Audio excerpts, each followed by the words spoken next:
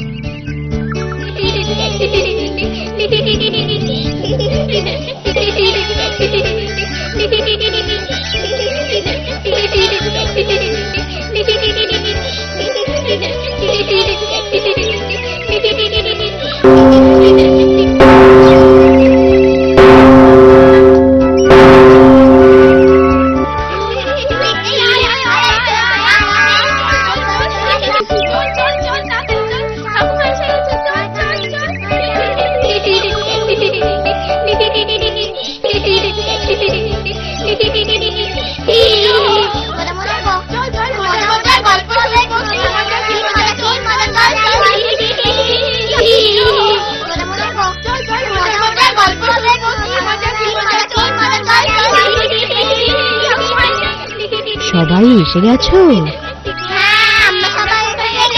এবার তাহলে চুপ করে বসো, আমি আমার ঝুলি থেকে গল্প বার করি।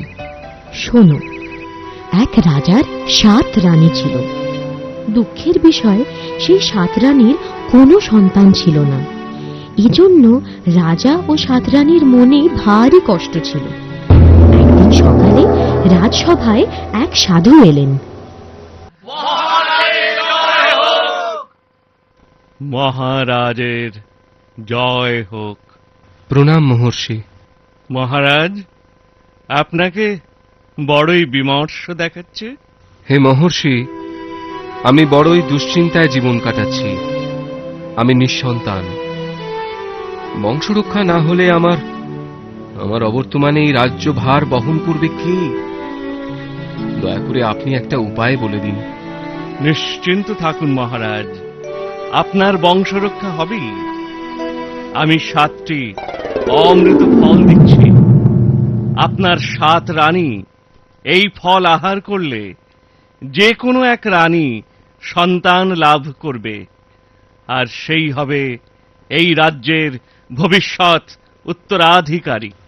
যথা আজ্ঞা মহর্ষি। আপনি আমাকে দুশ্চিন্তা মুক্ত করলেন। একটি সন্তানেই আমি সন্তুষ্ট। যাই 7টি অমৃত ফল দিয়ে এই আনন্দ সংবাদ আমি 7 রানীকে জানাই। আমাকে আজ্ঞা করুন মহর্ষি। মহারাজ দীর্ঘজীবী হন। এই 7টি অমৃত ফলে কোনটিতে পুত্রযোগ আছে আমার জানা নেই। আগে বড় রানী, পরে মেজ রানী, এভাবে তোমরা 7 রানী একে একেই ফল আহার করো। মহাত্মা সাধুর কথা মতো তোমাদের মধ্যে যে কোনো একজন সন্তানের জননী হবে। অপরাধ নেবেন না মহারাজ। আমাদের 7 জনের যে কোনো একজনের পুত্র সন্তান হলে আমরা তো 7 জনই জননী হব। ছোট রানী ঠিক কথাই বলেছে মহারাজ। আমরা সবাই তাকে সন্তান স্নেহে বড় করে তুলব। তোমাদের কথা আমাকে আরো নিশ্চিন্ত করল। আজ আমার বড়ই আনন্দের দিন।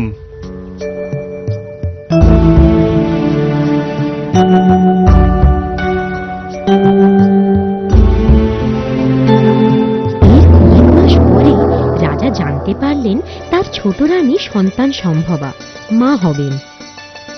এই খবর শুনে রাজা খুবই খুশি হলেন। মনের আনন্দে রাজা তার অনুচরদের নিয়ে গভীর জঙ্গলে গেলেন শিকার করতে। সোনালি হরিণটা গেল কোথায়? এদিকেই তো ছুটে আসলো।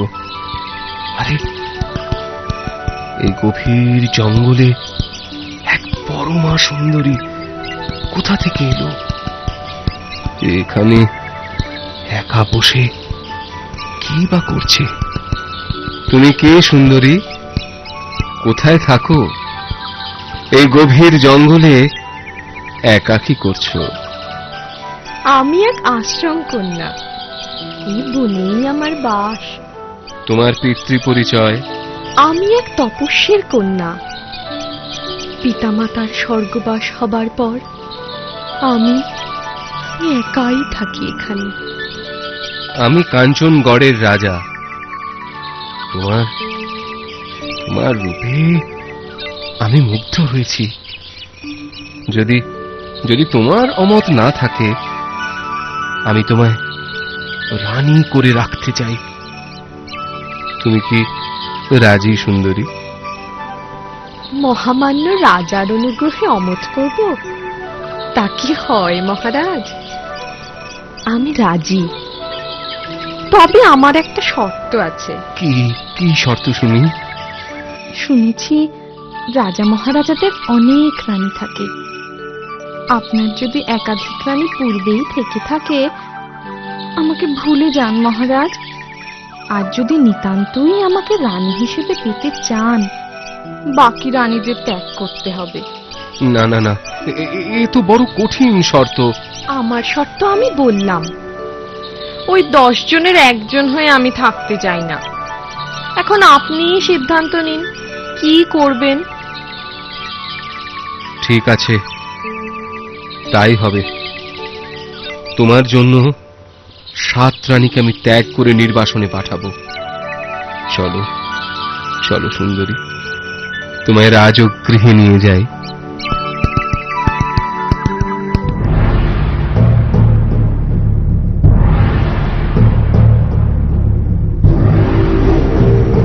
আমার অপরাধ নেবেন না রানীমা, আমি হুকুমের দাস। রাজার হুকুম ছিল আপনাদের হত্যা করার।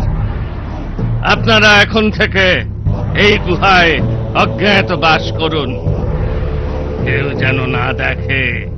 মহারাজ জানলে তার হুকুম অমান্য করায় আমার গর্দান যাবে। তুমি নিশ্চিন্ত থাকো জল্লাদ, তোমার ক্ষতি হয় এমন কোনো কাজ আমরা করব না। সবই আমাদের অদৃষ্ট। এসব ওই নতুন রানীর মন্ত্রণা। রাজাকে বশ করে আমাদের হত্যার ষড়যন্ত্র তারই। আমাদের যা ক্ষতি হবার তা তো হলোই। এখন ভয় ওই কুচক্রী মহারাজের ও রাজ্যের কোনো ক্ষতি না করে।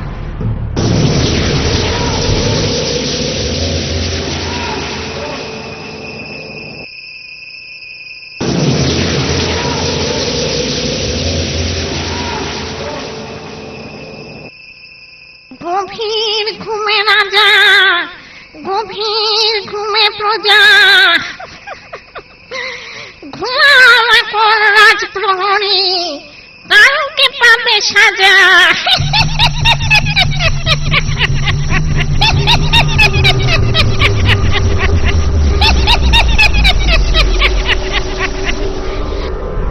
ঘোড়া শানে ঘোড়া, হাতি শানে হাতি, এই সুযোগে গিলব তোদের এখন নিজ রাতে।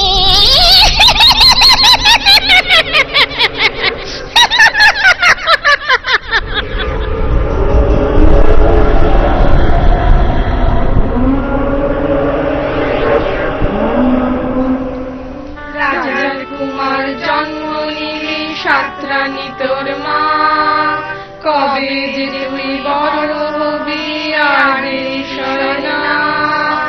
7টি রানীর দুঃখ তোকে করতে হবে দূর, রাজপ্রাসাদে বাজবে আবার আনন্দেরই সুর। আদর করে ডাকবো তোকে বরুণ কুমার বলে, কেন এলেন নির্বাসনে বলবো যুবক হলে, বলবো যুবক হলে, বলবো যুবক হলে। দিনের পর দিন, মাসের পর মাস, এভাবে একে একে অনেক বছর কেটে গেল। রাক্ষসী রানী হাতি ঘোড়া শেষ করে মানুষ খেতে শুরু করলো।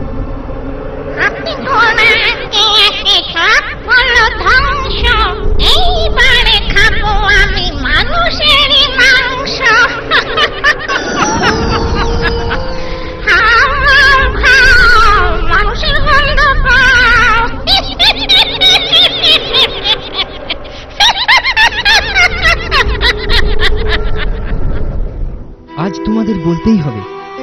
তুমিটা কে? কেন আমরা লোকালয় ছেড়ে এই গুহায় বাস করি? কেন কেন তোমাদের এত দুঃখ? বলো বলো, তোমরা বলো, আজ আমাকে বলতেই হবে। বলছি, আজ তোমায় সব বলছি। তুমি আসলে কাঞ্চনগড়ের রাজার কুমার।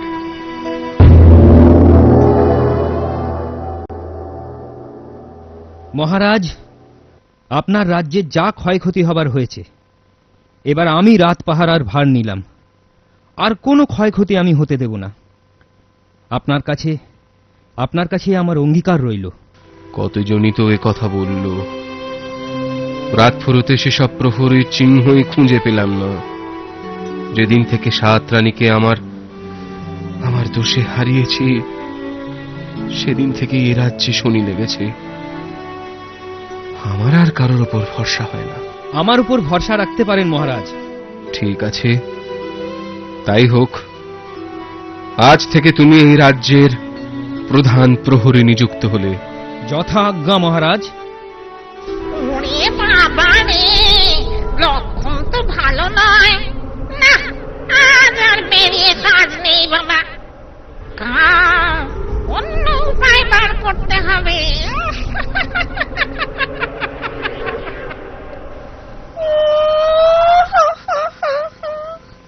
ও মহারাজ, আমি বড়ই অসুস্থ বোধ করছি। মনে হয় আমায় কোনো কঠিন রোগে ধরেছে। আমি এক্ষুনি রাজবদ্যিকে খবর দিচ্ছি। না না, এ রাজবদ্যের কাজ নয়। আপনি রূপোর গাছে সোনার আপেল জোগাড় করে দিন, ওতেই আমার অসুখ সারবে। কিন্তু রানী, রূপোর গাছে সোনার আপেল আমি পাবো কোথায়? কেন? আপনার নতুন প্রহরীকে আপনার নতুন প্রহরীকে আদেশ করুন, সে ঠিক 7 সমুদ্র 13 নদী পেরিয়ে খুঁজে এনে দেবে সোনার আপেল। রাজা বরুণ কুমারকে আদেশ করলেন। বরুণ কুমারও রাজার আদেশ মতো বেরিয়ে পড়ল রূপোর গাছে সোনার আপেলের খোঁজে। এক বিরাট সমুদ্রের ধারে পৌঁছে চিৎকার করে বলতে লাগলো, দিদিমা গো, ও দিদিমা, তোমার মেয়ের অসুখ, আমি তোমার নাতি, তোমার সাহায্য চাই। দিদিমা গো, ও দিদিমা। তুই বললি আমার মেয়ের অসুখ, তুই আমার নাতি, কিন্তু তোর গায়ে কেন মানুষ মানুষ গন্ধ? রাক্ষসী হোক মাতা, মানুষ আমার পিতা, তাই তো আমার গায়ে এমন মানুষ মানুষ গন্ধ। তাই বলে কি দিদিমা গো, তোমার নাতি মন্দ? বাছা, তা কেন হবে? সন্দেহ হলো তাই জেনে নিলাম। এখন আমার কাঁধে করে চল, রাক্ষস রাজ্যে চল। সেখানে গিয়ে সব কথা শুনবো। মোটা লাঠি, মোটা দড়ি, ওপারে যাব তাড়াতাড়ি।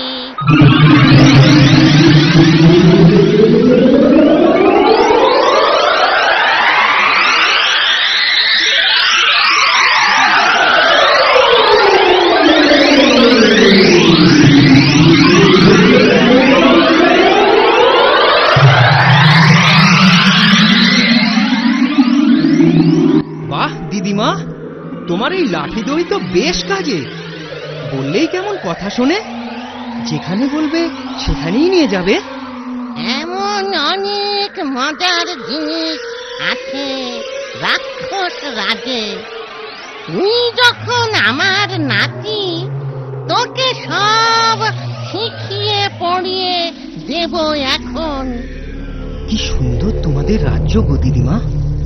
আমার তো এখানেই থেকে যেতে ইচ্ছে করছে, কিন্তু মায়ের অসুখ, আমাকে তো রূপোর গাছে সোনার আপেল নিয়ে ফিরতেই হবে। মায়ের যদি তেমন কিছু হয়, আমার বড় চিন্তা হচ্ছে গো দিদিমা।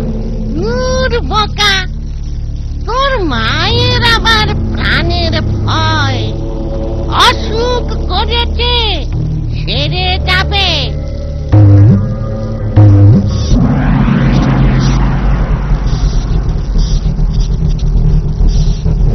ওই ওই যে খাঁচায় কাকাতুয়া পাখিটা, ওটাই আমাদের প্রাণ।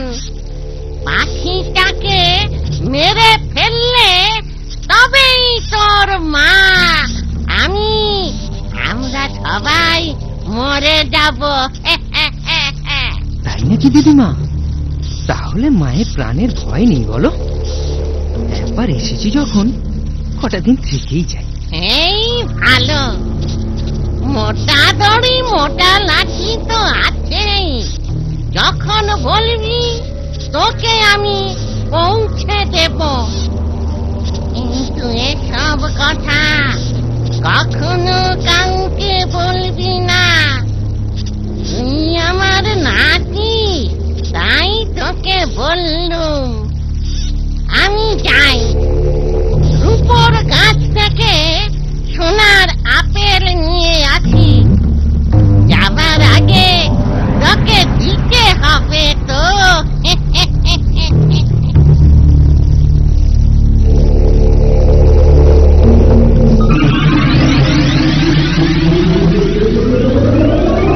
পরদিন সকাল হতেই বুড়ি ও অন্যান্য রাক্ষসী চড়তে বেরিয়ে যায়।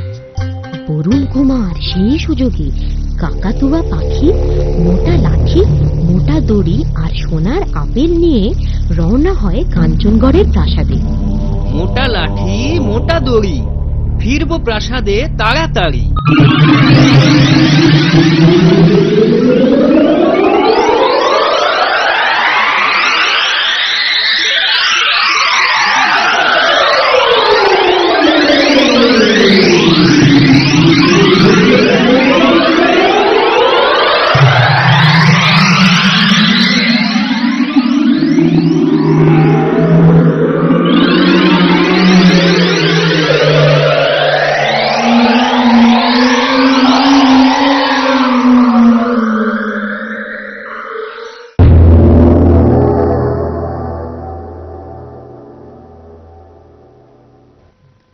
মহারাজ, আপনার আদেশ মতো সোনার আপেল নিয়ে এসেছি।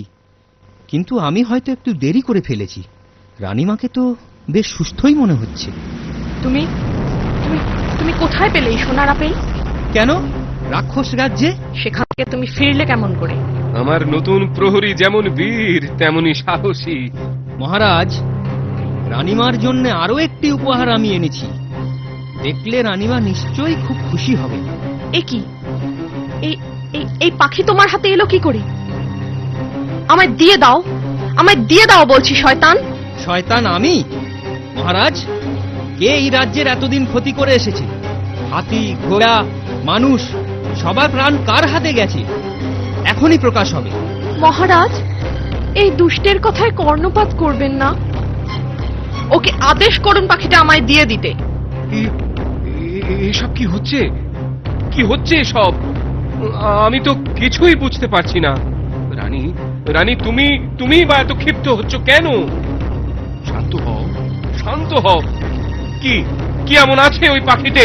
মহারাজ, যার প্ররোচনায় আপনি আপনার 7 রানীকে ত্যাগ করেছেন, সেই এসব ক্ষয়ক্ষতির মূলে। এই দেখুন প্রমাণ।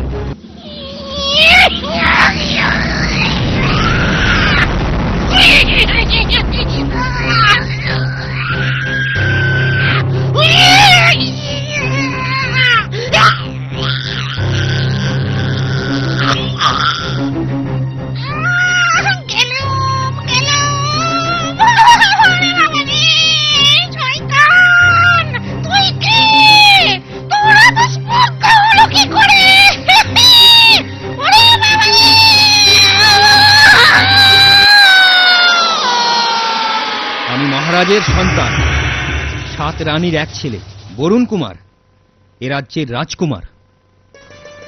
রাজকুমার? রাজকুমার, তুমি তুমি আমারই সন্তান।